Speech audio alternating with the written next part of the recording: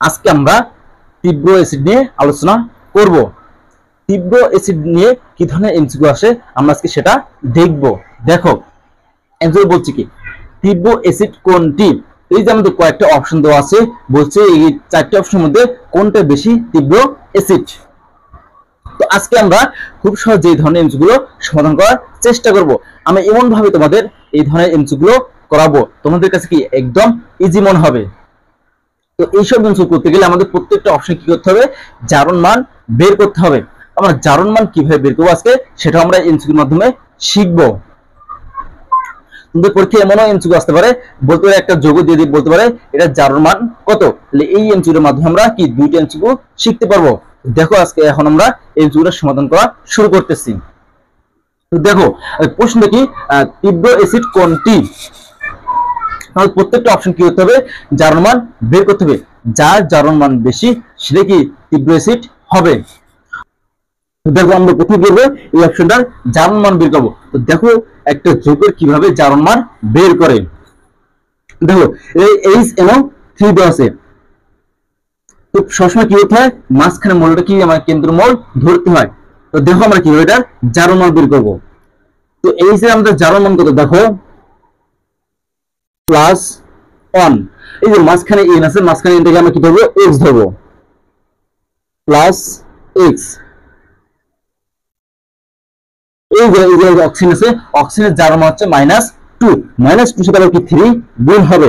তাহলে কি লিখবো জায়গায়, প্লাস -2 ইনটু 3 ইকুয়াল আমরা কি দেবো, 0 দেবো। বা দেখো 1 এর কিছু +1 প্লাস x, প্লাস এর মাইনাস হয়ে যায় -2 আর 3 গুণ করলে 6 ইকুয়াল 0। বা দেখো -6 থেকে +1 বাদ দিলে কি থেকে যায়, -5 থেকে। তাহলে x -5 ইকুয়াল 0। বা x ইকুয়াল এই পাশে গেছে, বাম পাশে -5 আছে, -5 থেকে যদি আমি ডান পাশে নিয়ে যাই তাহলে -5 থেকে ডান পাশে প্লাস হবে, বাম পাশে মাইনাস থেকে ডান পাশে গেলে প্লাস হয়। তাহলে কি লিখবো যায় +5, মানে সামনে প্লাস দেওয়ার দরকার নাই। তারপর আমরা এই যে কেটে প্লাস দেই, তাহলে আমাদের মানটা কি আসলো +5। এই যে সেম ভাবে আমাদের কি করতে হবে, প্রত্যেকটা জারণ মান বের করে দেখতে হবে। আর দেখবো কোনটার জারণ মান সবচেয়ে বেশি। এবার আমরা খ নম্বর অপশনটা করে দেখো। হাইড্রোজেনের জারণ হচ্ছে +1, নাইট্রোজেনকে আমরা কি ধরবো x, প্লাস অক্সিজেন জারণ হচ্ছে -2, কিন্তু যে কত হচ্ছে 2, তার আমরা কি করবো 2 দিয়ে গুণ করবো ইকুয়াল 0। বা +1 প্লাস x, এই প্লাস এর মাইনাস কি হবে, -2 আর 2 গুণ করলে 4 ইকুয়াল 0। বা দেখো এই -4 থেকে আমরা কি করবো, +1 বাদ দেবো, -4 থেকে +1 বাদ দিলে তার মান কত হয়, -3। তাহলে আমরা লিখবো x -3 ইকুয়াল 0। বা তাহলে আমাদের কি দাঁড়ায়, x equal +3।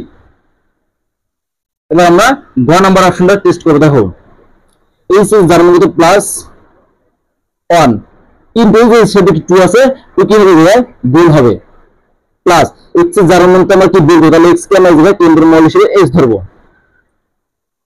Plus -2 into 4 equal 0। বা এই +1 আর 2 গুণ করলে হয় +2 প্লাস x, এই মাইনাস এই যে প্লাস, মাইনাসে প্লাস কি হয় -4 আর 2 গুণ করলে 8 ইকুয়াল 0। বা এই -8 থেকে আমরা কি করবো, জায়গায় +2টা বাদ দেবো, তাহলে -8 থেকে +2 বাদ দিলে কত হয়, -6 থাকে। আমি কি লিখবো, x -6 ইকুয়াল 0। বা x ইকুয়াল +6। আমরা লিখবো, দেখো +1 গুণন 2 প্লাস x এর মানটা কি হবে, x ধরবো, কারণ এটা আমরা জারণ মান বের করবো, প্লাস -2 ইনটু 3 ইকুয়াল 0। বা +2 প্লাস x, এই মাইনাস গুলো কি দিবে মাইনাস 3 দিবে 6 মানে 6 ইকুয়াল 0। এবার মাইনাস 6 থেকে প্লাস 2 বাদ দিলে কত হবে 4, তাহলে x মাইনাস 4 ইকুয়াল 0 বা x ইকুয়াল প্লাস 4। তো দেখো আমরা কি করছি, প্রত্যেকটা অপশনের জারণ মান বের করছি। তো এখন দেখো আমরা প্রত্যেকটা অপশনের জারণ মানগুলো দেখি। প্রথম অপশনটা কি জারণ মান +5, তারপরে অপশনটা জারণ মান হচ্ছে কত +3, তারপরে অপশনটা জারণ মান হচ্ছে +6, তারপরটা হচ্ছে +4। এখন আমরা দেখো কোনটা সবচেয়ে জারণ মান বেশি। এই আমাদের গ নম্বর অপশনটা জারণ মান সবচেয়ে বেশি। এখন আমরা বলতে পারবো কি এই যে সবচেয়ে কোনটা তীব্র অ্যাসিড, গ নাম্বারটাই সবচেয়ে তীব্র অ্যাসিড, কারণ তার জারণ মান সবচেয়ে বেশি। তাহলে অ্যানসার হবে কি গ নাম্বার। তাহলে আশা করি এই ধরনের এমসিকিউ তোমাদের আর কোনো সমস্যা থাকবে না। আমি বিস্তারিত আলোচনা করার জন্য কি তোমাদের একটু সময় লাগছে, আর তোমরা কি শর্টকাটে করবা আর কি তোমাদের সময় লাগবে না। এই ধরনের এমসিকিউ 30 সেকেন্ডের ভিতরে কি সমাধান করা যায়। আর এই এমসিকিউ থেকে আমরা কি শিখলাম দেখো, কতগুলো যোগ্যতা থাকলে আমরা বলতে পারবো কি হবে খুব সহজে কি কোনটা তীব্র অ্যাসিড।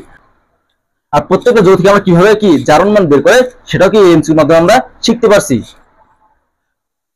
তো কেউ কোথাও না বুঝলে অবশ্যই কি আমাকে কমেন্ট করে জানাবে, ইনশাআল্লাহ আমি তোমাদের কমেন্টের উপর রিপ্লাই দেবো।